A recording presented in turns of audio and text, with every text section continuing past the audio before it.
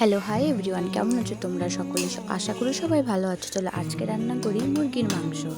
এইভাবে রান্না করলে দেখবে স্বাদ যেন দ্বিগুণ হয়ে যায়। তো প্রথমেই আমি লঙ্কা, আদা, রসুন, পেঁয়াজ দিয়ে মশলা করে নিলাম। তো মশলাটা করে আমরা মাংসর সাথে সেই মশলা, জিরে গুঁড়ো, হলুদ গুঁড়ো, লবণ, গরম মশলা এসব দিয়ে ভালো করে মাখিয়ে রাখবো কিছুক্ষণের জন্য। সামান্য পরিমাণে সরষের তেলও দিয়ে দেবো।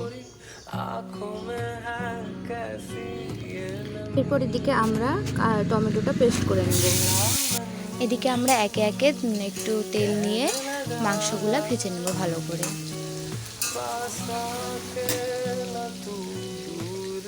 দেখো মাংসগুলো ভাজা হয়ে গেছে। এখন আমরা তেলের মধ্যে শুকনো লঙ্কা দিয়ে দেবো। শুকনো লঙ্কাটা কালো হয়ে আসলে তেজপাতা, গোটা জিরে, তারপরে গোটা এলাচ, এগুলো সব দিয়ে দেবো। এগুলো একটু ভাজা ভাজা হয়ে গেলে পেঁয়াজ কুচি দিয়ে দেবো। পেঁয়াজ কুচিটা ভালো করে ব্রাউন হয়ে গেলে আলু তোমরা দিতেও পারো, না দিতেও পারো, সেটা তোমাদের ইচ্ছা। তো আলুগুলো দিয়ে দিলাম। দিয়ে যে মশলাটা ছিল, মাংস যে মাখিয়েছিলাম, যে মশলাটা বেশি হয়েছিল, সেই মশলাটা দিয়ে কিছুক্ষণ নেড়ে চেড়ে টমেটোটা দিয়ে দিলাম। টমেটো দেওয়ার পরে আমরা এই ফ্যাটানো দইটা দিয়ে দিলাম। দইটা দিয়ে আমরা ভালো করে নেড়ে চেড়ে নেব, যাতে মশলাগুলো না লেগে যায়। মশলাগুলো ভালো করে ভাজতে হবে, না হলে কিন্তু মশলা দিয়ে কাঁচা কাঁচা গন্ধ বেরোবে। আর দইটা যখন দিবে তখন অবশ্যই গ্যাসের ফ্লেমটা একদম কমিয়ে রাখবে। এরপরে আমরা মাংসগুলো দিয়ে দেবো। মাংসগুলোকে ভালো করে কষিয়ে নেব মশলাটার সাথে। যত ভালো করে কষাবে ততই টেস্ট হবে।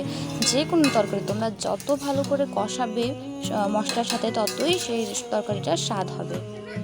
ভালো করে আমরা কষিয়ে নিয়ে মাংসর মধ্যে আমরা পরিমাণ মতো জল দেব। আমি এখানে কম জল দেব, কারণ আমি মাংসটাকে কষা কষা রাখতে চেয়েছিলাম। সেজন্য আমি একটু কম জল দিয়ে ভালো করে ফুটিয়ে নেব। तेरी यादें है कुछ अधूरी, सांस आधी है कुछ है पूरी, आँखों में। আমি 3-4টা কাঁচা লঙ্কা দিয়ে দিলাম। দিয়ে ভালো করে নেড়ে চেড়ে কিছুক্ষণ জাল করে নামিয়ে দেব। এইভাবে একবার মাংস করে দেখো, ভাতের সাথে হোক বা লুচির সাথে অথবা রুটির সাথে, খাওয়া একদম জমে যাবে।